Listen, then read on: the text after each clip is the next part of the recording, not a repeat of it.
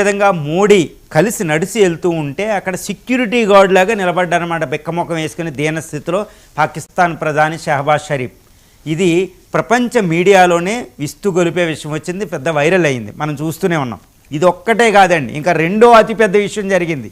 నిన్న సెప్టెంబర్ 3వ తారీఖున చైనా విక్టరీ డే పెరేడ్ జరుగుతుంటే ఆ వెన్యూ మీద ట్రంప్ అది చైనా అధ్యక్షుడు వ్లాడిమిర్ పుతిన్, జీ జిన్పింగ్ పక్కన ఎవరున్నారంటే ఉత్తర కొరియా అధ్యక్షుడు కిమ్ జాంగ్ ఉన్, వీళ్ళ ముగ్గురు నిలబడితే ఆయన వెనకాల ఎక్కడో షహబాజ్ షరీఫ్ ఉన్నాడు. అంటే ఏంటి, ఉత్తర కొరియా బాగా కడు బేదర్ దేశం, ఎందుకు పనికిరాని ఉత్తర కొరియా అధ్యక్షుడు కూడా ఇచ్చిన ప్రాధాన్యత అక్కడ చైనా పాకిస్తాన్కి ఇవ్వలేదు.